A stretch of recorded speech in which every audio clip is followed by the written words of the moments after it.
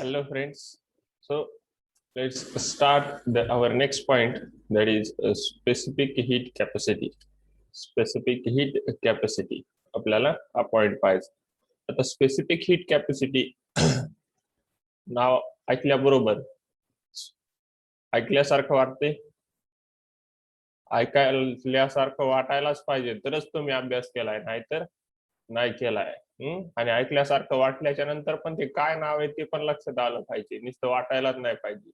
Okay, so the specific heat capacity सारखंच आपण specific लॅटेंट heat पाहिला होता, फक्त तिथं कॅपॅसिटी वर्ड नव्हता. आता कॅपॅसिटी ऐवजी लॅटेंट आलता, पण हीट आणि स्पेसिफिकच्या मधात आलता तो शब्द. मग आता स्पेसिफिक लॅटेंट हीट पाहिल्याच्या नंतर आता हे परत कशाला पाहायचं, तर हे वेगळे आणि ते वेगळे.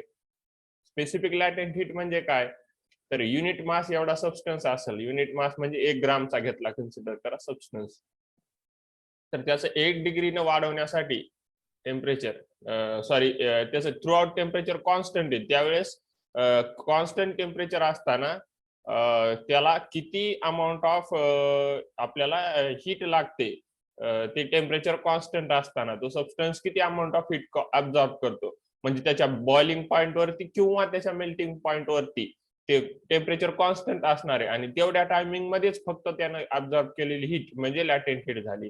आणि इथं स्पेसिफिक हीट मध्ये काय पाहायचं आपल्याला, तर ही इन्क्रीज होणारी हीट आहे, किंवा इथं टेम्परेचर पण इन्क्रीज व्हायलंय, तिथे टेम्परेचर कॉन्स्टंट होतं, इथे टेम्परेचर इन्क्रीज व्हायलंय. कसं व्हायलंय पाहू आपण. ओके, त्याशिवाय तुमच्या लक्षात येणार नाही. तर ही डायग्राम बघा, हे डायग्राम बघून घ्या एक वेळेस. ओके, यावरून तुम्हाला एक प्रोजेक्ट प्रॅक्टिकल करायचं आहे, प्रॅक्टिकल. तर हे शक्य घरी काही होणार नाही, पण झाल्यास तुम्ही करू शकता. ओके, सो बघा, त्या लाईन्स तुमच्या समोर येत आहेत, तर ते प्रॅक्टिकल तुम्हाला करून पाहायचे. काय करायचंय, take 3 spheres of iron, copper and lead of equal mass. Okay, जसं की फिगर मध्ये दाखवलेलं आहे,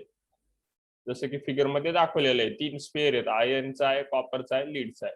3 वेगवेगळे स्पेअर घ्यायचे. तर 3 स्पेअर घेतल्याच्या नंतर काय होईल, तर त्यांना काय करायचे, एका बॉइलिंग वॉटरच्या बीकर मध्ये ठेवून द्यायचे. Put all the 3 sphere in boiling water in the beaker for some time. काही वेळेसाठी त्यांना एका बीकर मध्ये टाकून द्यायचे, ज्या बीकर मध्ये बॉइलिंग वॉटर आहे. आता वॉटर बॉइल व्हायले म्हणजे वॉटरचं टेम्परेचर किती असणार आहे, बरोबर आहे, 100 डिग्री सेल्सिअस. वॉटरचं टेम्परेचर 100 डिग्री सेल्सिअस असणार आहे.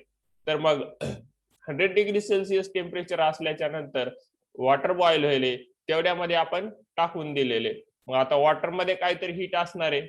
ओके, वॉटर मध्ये काहीतरी हीट असणार आहे, आणि मग ती हीट तो कोण अब्झॉर्ब करणार आहे, तर 3 जे काही आहेत 3 बॉल्स आपले, ते 3 बॉल्स ऍब्झॉर्ब करतील हीट. ओके, मग ते किती वेळेसाठी ठेवायचे, तर तिन्ही बॉल तोपर्यंतच ठेवायचे जोपर्यंत प्रत्येक बॉल हा 100 डिग्री सेल्सिअसचा होत नाही. मग जो 100 डिग्री सेल्सिअसचा झाला तो काढून घ्यायचा अगोदर, आणि पटकन त्या वॅक्सच्या याच्यामध्ये टाकून द्यायचा, वॅक्स मध्ये टाकून द्यायचा. ओके, वॅक्सची जी स्लॅब आहे, थिक स्लॅब इथं दाखव, हे जे ब्लॅक कलरचं दिसतंय तुम्हाला, हे थोडं ग्रे कलरचं थोडं, तर ती जी काही ती वॅक्सची स्लॅब होती. म्हणजे ती स्लॅब कशी होती अगोदर, एकदम पूर्ण ही इथं दाखवल्याप्रमाणे अशी लेअर होती त्याची एक. म्हणजे आपण इथं जर ड्रॉ केली तर ही अशी लेअर होती वॅक्सच्या स्लॅबची. असं एका कशात तरी आपण ठेवून देईल ती वॅक्सची स्लॅब, कंटेनर मध्ये कोणत्या तरी, अशा पद्धतीनं पूर्ण. ओके, आणि मग तुम्ही काय केलं, यामध्ये बॉल टाकून दिला, यामध्ये वॅक्सच्या स्लॅब मध्ये पहिला बॉल टाकून दिला यामध्ये, जो पहिल्यांदा गरम झालता. आणि तो काहीतरी लेअर पर्यंत खाली जाईल, असा तो काहीतरी लेअर पर्यंत खाली जाईल, तिथपर्यंत गेला समजा. ओके, सो नंतर दुसरा बॉल घ्यायचा, तो पण इथं टाकून द्यायचा वॅक्सच्या स्लॅब वरती. दुसरा बॉल पण इथं टाकून द्यायचा वॅक्सच्या स्लॅब वरती, आणि तो पण असा काहीतरी डीप मध्ये जाईल, अगोदर इतका. पण दुसरा बॉल कधी घ्यायचा, जेव्हा तो 100 डिग्री सेल्सिअस होईल तेव्हाच घ्यायचा. त्याच्या आणि ह्याच्यामध्ये काही संबंध नाही. हा लगेच काढून घेतला म्हणून हा पण लगेच काढून नाही घ्यायचा. हा 100 डिग्री सेल्सिअस झाला तेव्हाच हा काढून घेतला, आणि त्याच्यानंतर हा 100 डिग्री सेल्सिअसचा झाला तेव्हा हा काढून घ्यायचा. ओके, सो दोन्ही बॉल बाहेर काढले. तिसरा बॉल 100 डिग्री सेल्सिअसचा झाला, तोही काढला, तोही वॅक्स मध्ये टाकला. तो वॅक्सला मेल्ट करण. का मेल्ट करण? कारण की त्यानं काहीतरी हीट ऍब्झॉर्ब केलेली आहे, आणि वॅक्सला ठेवल्याच्या नंतर वॅक्स मध्ये तो हीट काय करायला लागेल? ट्रान्सफर करायला लागेल, कारण की त्याची हीट जास्त आहे वॅक्स पेक्षा. सुरुवातीला तुम्ही वॉटरच्या बीकर मध्ये 3 बॉल टाकून दिले बॉईल होण्यासाठी. ओके, 3 बॉल टाकून दिले असे बॉईल होण्यासाठी. वॉटरच्या बॉईल होऊ लागलं वॉटर, आणि त्यामध्ये तुम्ही 3 बॉल्स टाकून दिले. आता हे बॉल्स किती हीट ऍब्झॉर्ब करणार आहेत? जेवढी त्यांची कॅपॅसिटी हीट ऍब्झॉर्ब करण्याची तेवढीच हीट ऍब्झॉर्ब करणार. जसं की 3 पाण्याच्या टाक्या आहेत कन्सिडर करा, किंवा 3 जार आहेत पाण्याचे, किंवा बॉटल्स आहेत 3 बॉटल्स. एक ही बॉटल आहे, एक तेवढ्याच साईज हाईटची आहे, तेवढ्याच हाईटची बॉटल एक अशी आहे, आणि एक बॉटल ही अशी आहे. ओके, 3 बॉटल्स आहेत, हाईट तेवढीच आहे 3 बॉटलची. ओके, जसं की सारख्या मासचे आपण बॉल घेतले, किंवा 3 सारखे बॉल घेतले दिसायला असलेले, हा एक बॉल, हा एक बॉल, हा एक बॉल. ओके, 3 बॉल घेतले होते ज्यांचं मास इक्वल होतं. जसं की ह्या सारख्या हाईटचे आता कन्सिडर करा. ओके, हे सारख्या हाईटचे आहेत, किंवा सारख्या वेटच्या जरी घेतल्या बॉटल, 3 बॉटल घेतल्या सारख्या वेटच्या, यामध्ये आपण काय करायलो? वॉटर फिलअप करायलो. वॉटर कोणात जास्त बसणार आहे? यामध्ये की यामध्ये की यामध्ये? ऑब्विसली याच्यात जास्त वॉटर फिलअप होणार आहे, याच्यात त्याच्यापेक्षा कमी होणार आहे, आणि याच्यापेक्षा कमी होणार आहे. म्हणजे हाईट जरी सारखी असली तरी त्याची साईज कशी आहे, त्याची कॅपॅसिटी कशी आहे, अशी अशी साईज कशी आहे त्याची, ब्रेडथ ज्याला म्हणू आपण, ब्रेडथ कशी दिसायली तुम्हाला? ब्रेडथ कमी जास्त दिसायली. ओके, सो मग त्यामुळे वॉटर पण त्याच्यामध्ये कमी जास्त फिलअप होणार आहे. मग सेम इथं आहे, मास जरी सारखा असलं तरी त्याच्या मॉलिक्युल्स कमी जास्त असणार आहेत, आणि त्यामुळे ऍब्झॉर्ब केलेली हीट पण कशी असणार आहे? वेगवेगळी असणार आहे. मग आता जो सर्वात जास्त हीट ऍब्झॉर्ब करू शकतो त्याला 100 डिग्री सेल्सिअस पर्यंत जायला पण वेळ लागेल. ओके, मग जसं की समजा, जसं की आपण दोघांत 5-5 लिटरचं पाणी टाकलं, तर तिघांमध्ये ह्या इथं याचे एवढं भरण, याच्यामध्ये एवढं भरण 5 लिटर, आणि याच्यात कन्सिडर करा एवढं भरण. आता वॉटरची हाईट कमी जास्त येईल, आणि वॉटरची हाईट जर इक्वल भरायची असेल तुम्हाला, तर तेवढे वॉटर फिलअप करायला वेळ लागणार आहे तिथपर्यंत यायला. म्हणून म्हणजे कन्सिडर करा, हे आपलं 100 डिग्री सेल्सिअस एवढी हाईट होती, समजा लेवल होती 100 डिग्री सेल्सिअसची. आता याला 100 डिग्री सेल्सिअस केलं, याला 100 डिग्री सेल्सिअस केलं, आणि याला 100 डिग्री सेल्सिअस केलं. हा लवकर फिलअप होणार आहे 100 डिग्री सेल्सिअसचा, कारण की याची हाईट पण कमी, ब्रेडथ पण कमी, हे लवकर फिलअप होणार आहे. ओके, तेवढ्या हाईट मध्ये ब्रेडथ कमी आहे, म्हणजे हा लवकर फिलअप होईल, म्हणजे हा लवकर 100 डिग्री सेल्सिअस व्हायला आहे. पण पाहिलं तर याच्यात 100 डिग्री सेल्सिअसला जे वॉटर आहे ते फक्त 5 लिटर असेल. हे फक्त किती असेल? 5 लिटर असेल. मग याच्यामध्ये याचा अर्थ हीट काय होईल? कमी स्टोअर होईल. जसं की 100 डिग्री सेल्सिअस टेम्परेचर कन्सिडर करा, आणि हीटची हाईट आहे, समजा हीटची मेजरमेंट आहे. हीट कशी दिसायली याच्यात? तेवढ्या टेम्परेचरला कमी भरलेली दिसायली. तसंच याच्यात जर पाहिली आपण, तर ह्या ह्या बी नावाच्या बीकरमध्ये याच्यामध्ये हीटची हाईट आहे, समजा ही हाईट जी दाखवायली ती हीट दाखवायली. एवढ्या हाईटला हीट याच्यापेक्षा ऑब्विसली कशी बसणार आहे? जास्त बसणार आहे. टेम्परेचर तर तेवढंच दिसायले 100, इथं 100 होतं, पण हीट कशी याच्यामध्ये यावेळेस मॅक्झिमम आहे, मॅक्झिमम नाही, लार्ज आहे ऍज कम्पेअर टू धिस एच्या कंपॅरिझन मध्ये बी ची हीट कशी दिसायली? लार्ज दिसायली. म्हणजे कॉपरची हीट जास्त होती as compared to the lead, जरी हे 100 डिग्री सेल्सिअस असेल. ओके, आणि हा पण कितीचा होता? 100चाच होता.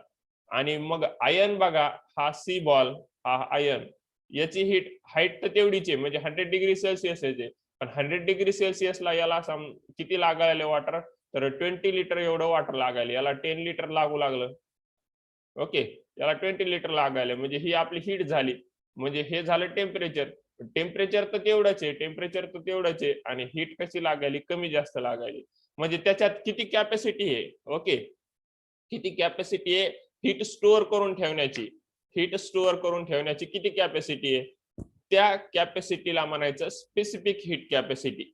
ओके, स्पेसिफिक हीट कॅपॅसिटी म्हणजे टेम्परेचर जर सारख्या अमाऊंट मध्ये वाढवलं, जसं इथं सगळ्यांचं टेम्परेचर सारखं होतं, इथं 100 मध्ये होतं, इथं 100 होतं, इथं पण 100 पर्यंत वाढवलं, पण तेवढंच टेम्परेचर वाढायला याला जास्त हीट लागायली. जसं की एवढीच हाईट भरण्यासाठी याला जास्त पाणी लागायले, एवढी हाईट भरण्यासाठी याला कमी पाणी लागायले आणि एवढी हाईट भरण्यासाठी बी ला कसं लागायले, ह्या दोघांच्या मध्ये पाणी लागायले. म्हणजे ए ला सर्वात कमी वॉटर लागायले, तेवढीच हाईट भरण्यासाठी फिक्स केलेली.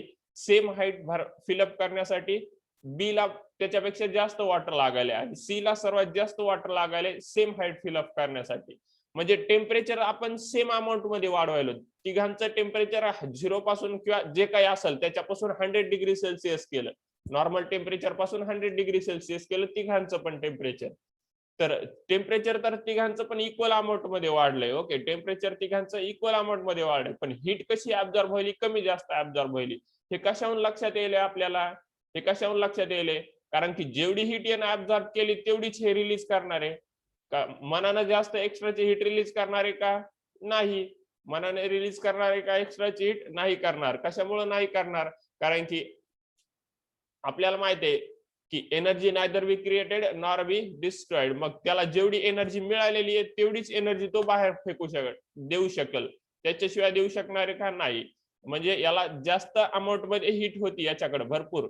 म्हणजे कन्सिडर करा नॉर्मल टेम्परेचर सध्याचं 30 आहे. ओके, त्याच्यापासून आपण 100 केलं तर त्यानं समजा कन्सिडर करा तुम्ही यानं ऍब्झॉर्ब केली तेवढ्यामध्ये 200 जूल.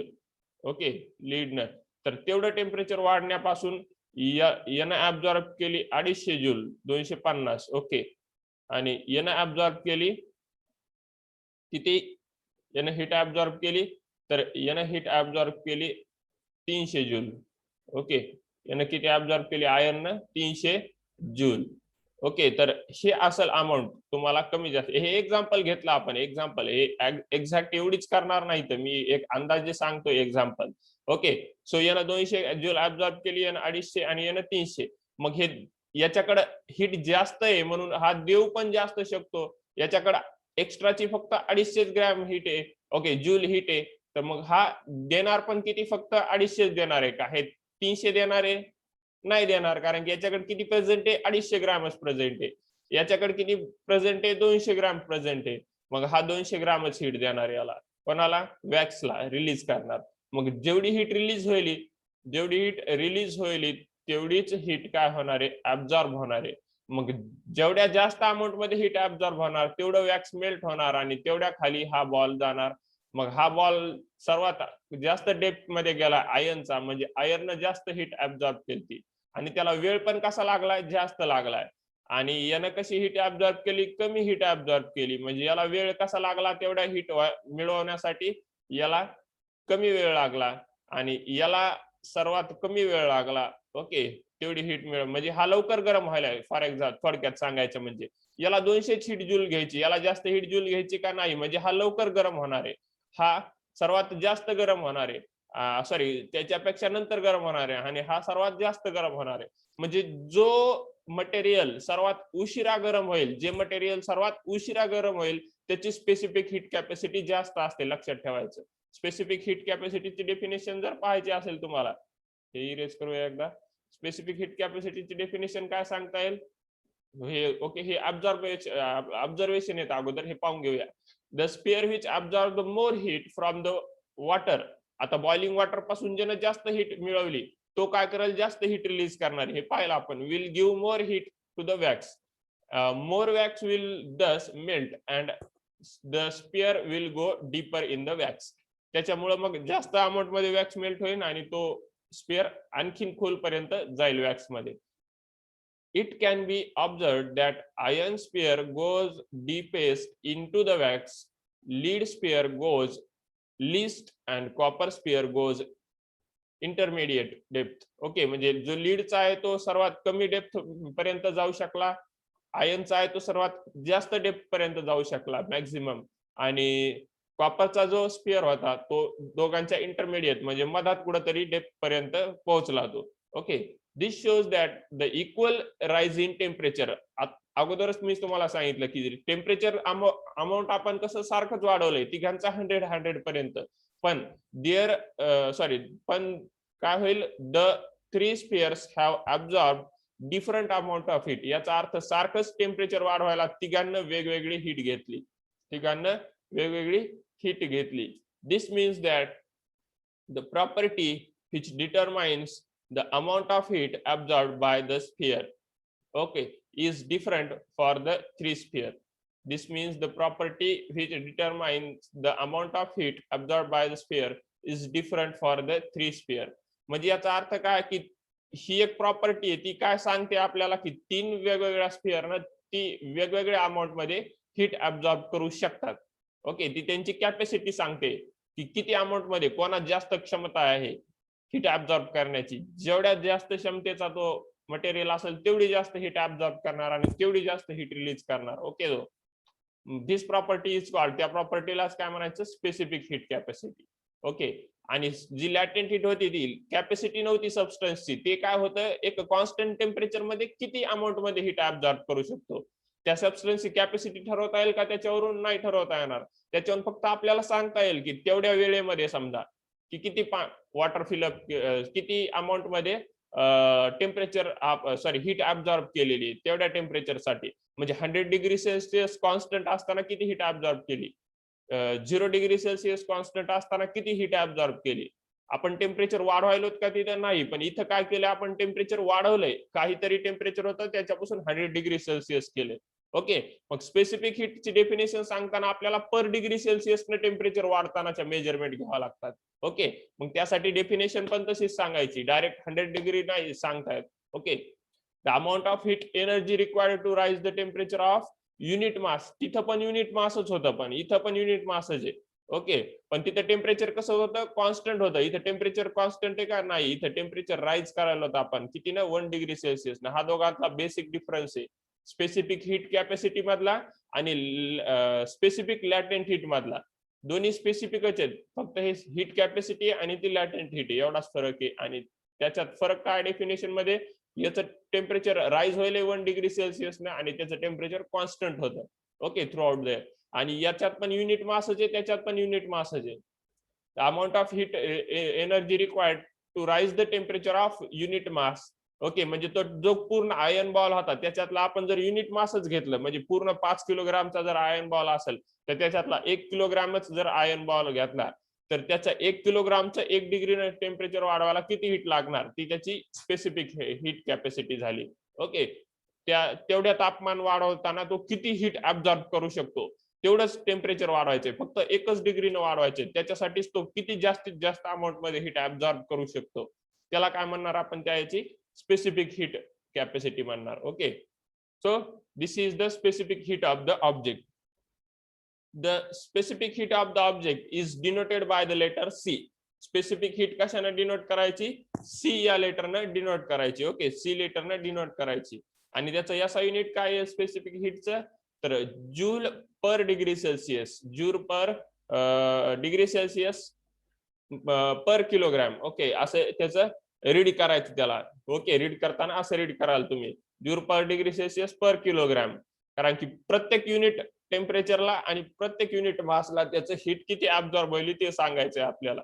ओके, म्हणजे पर डिग्री सेल्सिअस म्हणजे 1 डिग्री सेल्सिअस ना, आणि पर किलोग्राम म्हणजे 1 किलोग्रामच्या माससाठी किती हीट लागायली त्याला आपण काय म्हणतो, स्पेसिफिक हीट. म्हणून युनिट पण येणार joule per degree Celsius per kilogram. Okay, तसंच CGS unit calorie per gram per degree Celsius. हे मागे पुढे लिहिले तरी काय फरक पडत नाही. ओके, पण हे जनरली अशाच पद्धतीने लिहिलं जातं, calorie per kilogram per degree Celsius. Okay, so remember this, calorie per kilogram per degree Celsius हे स्पेसिफिक हीट कॅपॅसिटीचं नोटेशन आहे. सी आणि त्याचं युनिट आहे हे कोणतं आहे, सीजीएस युनिट, आणि हे फर्स्ट युनिट कोणतं आहे, SI unit, joule per degree Celsius per kilogram. आणि calorie per gram per degree Celsius कोणाचं आहे, सीजीएस युनिट आहे स्पेसिफिक हीटचं. Okay, so remember these units. त्याच्यानंतर हा टेबल बघा, त्या टेबल मध्ये काय केलंय, या टेबल मध्ये सेम वॉटरची स्पेसिफिक हीट कॅपॅसिटी सर्वात जास्त आहे बघा 1. ओके, नंतर पॅराफिन, नंतर केरोसिन, नंतर अल्युमिनियम. ओके, कमी कमी होत गेलेली आहे. त्याच्यापेक्षा कमी आयर्न, त्याच्यापेक्षा कमी कॉपर, त्याच्यापेक्षा कमी सिल्वर, त्याच्यापेक्षा मर्क्युरी. म्हणजे तेवढंच टेम्परेचर वाढवायला वॉटरला जास्त अमाऊंट मध्ये हीट लागणार आहे. मग आता एवढी हीट घ्यायला त्याला वेळ पण जास्त लागेल. ओके, म्हणजे एखादा माणूस जास्त जेवण करतोय त्याला जेवण करायला वेळच लागणार, एखादा एकच पोळी खाते, एक पोळी खायला जास्त वेळ लागणार आहे का? नाही. तसंच इथं जेवढी जास्त हीट कॅपॅसिटी आहे तेवढा जास्त वेळ लागणार. म्हणजे याच्यावरून आपल्याला असं लक्षात येतंय की एखादा, आता मला सांगा, एखादा सबस्टन्स आहे तो पटकन हीट ऍब्सॉर्ब करायला, म्हणजे आपण त्याला काय म्हणतो, गुड कंडक्टर ऑफ हीट. आणि जो हीट ऍब्सॉर्ब करायला वेळ लावायला किंवा हीट ऍब्सॉर्बच करत नाहीये त्याला काय म्हणतो आपण, बॅड कंडक्टर ऑफ हीट. म्हणजे जो सर्वात उशिरा तापेल किंवा जो बॅड कंडक्टर आहे त्याची स्पेसिफिक हीट कॅपॅसिटी जास्त आहे, म्हणजे तो गुड कंडक्टर पेक्षा जास्त अमाऊंट मध्ये हीट ऍब्सॉर्ब करू शकतो. जसं की त्याचं बेस्ट एक्झाम्पल सांगायचं म्हणजे आपल्या डेली लाईफ मधलं, तर आपण काय करतो बघा, जे काही हे असतील हँडलचे जे काही आपले कंटेनर्स असतील ज्याच्यामध्ये आपण अन्न बनवतो, ओके, किंवा चहा बनवतो, समजा चहाचं जे पॅन आहे, समजा सॉरी, चहाचा जो तुमचा जे काही कंटेनर असेल अशा पद्धतीचं, त्याचा जो हँडल असतो, त्या हँडल कॉपरचं बनलेलं असतं का किंवा आयर्नचं बनलेलं असतं का? म्हणजे गुड कंडक्टर पासून बनलेलं असतं का? ते नाही. ते कशापासून बनलेलं असतं? वूड पासून. मग वूड तर हीटचा बॅड कंडक्टर आहे. ओके. पण वूडची स्पेसिफिक हीट कॅपॅसिटी कशी आहे? जास्त आहे. कारण की त्याला गरम व्हायला वेळ लागायला आहे. बॅड कंडक्टर आहे म्हणूनच त्याला गरम व्हायला वेळ लागायला आहे. म्हणजे तो आयर्न पेक्षा जास्त हीट स्टोअर करू शकतो. ओके. म्हणजे याचं टेम्परेचर लवकर वाढणार आहे. कोणाचं? त्या आयर्नचं. म्हणूनच त्याच्यात कमी हीट बसायली. याचं टेम्परेचर वाढवायला टाइम लागायला आहे. म्हणून हे आपण इझिली पकडू शकतो. म्हणूनच याचा यूज करायला होतं. मग टेम्परेचर ज्याचं वाढायला टाइम लागायला, याचा अर्थ त्याच्यात हीट कशी लागणार आहे? जास्त फिलअप होणार आहे, जास्त हीट बसणार आहे तेवढ्या टेम्परेचर वाढवताना. म्हणजे त्याची स्पेसिफिक हीट कॅपॅसिटी कशी आहे? जास्त आहे. कोणाची? वूडची.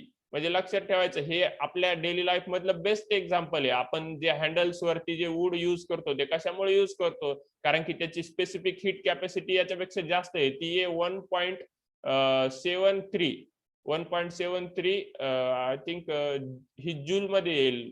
जूल पर किलो नाही, कॅलरी मध्येच येईल. तुम्हाला एक्झॅक्ट युनिट नाही माझ्या लक्षात, पण तुम्हाला 1.73 I think calorie per gram per degree Celsius आहे. Calorie per gram per degree सेल्सिअसच आहे बहुतेक त्याचं युनिट. तर तेवढ्या युनिट मध्ये एवढी वूडची स्पेसिफिक हीट कॅपॅसिटी आहे. तर मग बघा तुम्ही, ती वॉटर पेक्षा पण जास्त होईल. म्हणजे जो बॅड कंडक्टर आहे त्याला आपल्याला माहिती आहे गरम होण्यासाठी टाइम लागतो बॅड कंडक्टरला. जेवढा जास्त बॅड कंडक्टर, आता प्लास्टिक गरम होणार आहे का लवकर? नाही. तो गरम होईल पण उशिरा गरम होईल, आणि म्हणजे त्याचं टेम्परेचर वाढायला टाइम लागायलाय.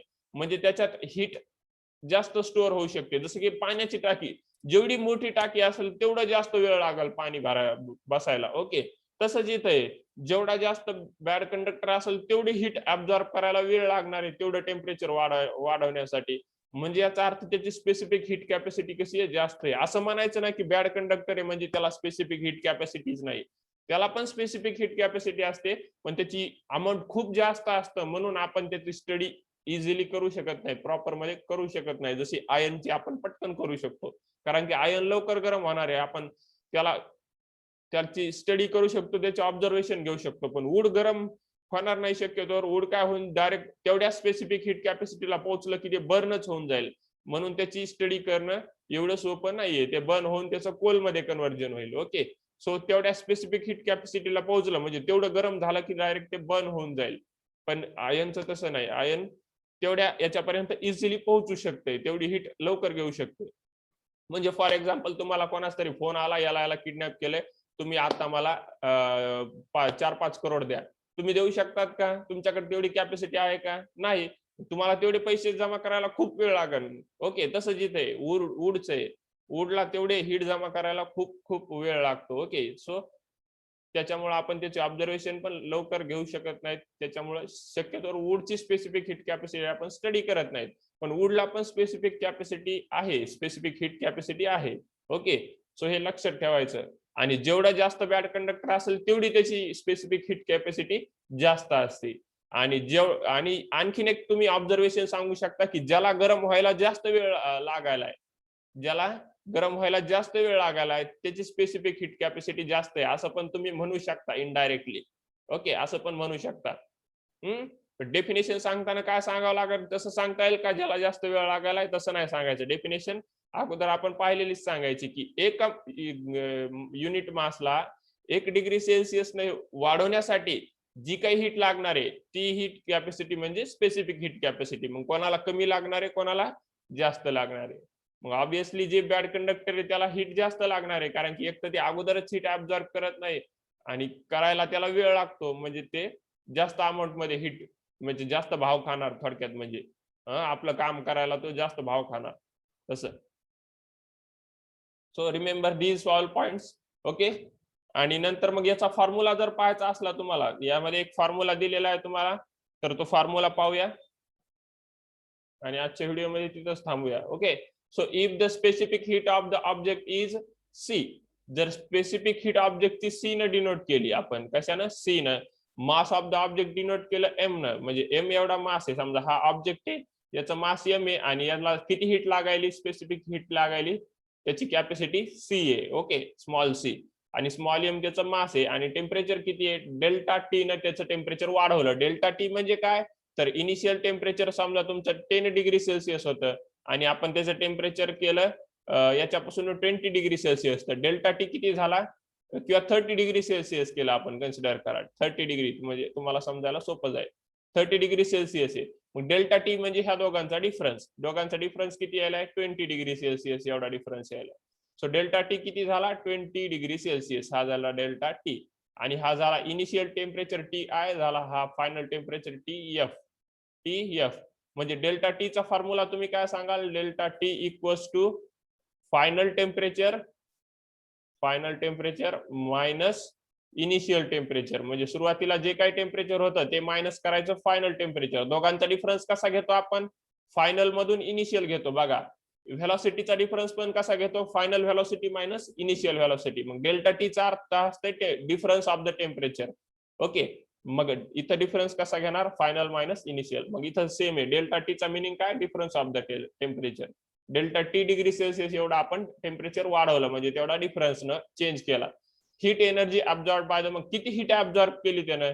ओके, ते सांगायचंय. मग त्या हीट किती ऍब्सॉर्ब केली? तर क्यू एवढी हीट ऍब्सॉर्ब केली. आणि ती क्यू एवढी हीट किती ऍब्सॉर्ब केली? तर ती केली M into C into delta T. Q किती ऍब्सॉर्ब केलं? तर M into C into delta T हा क्यू चा फॉर्म्युला, म्हणजे ऍब्सॉर्ब्ड हीट. इथं क्यू म्हणजे काय? ऍब्सॉर्ब्ड हीट.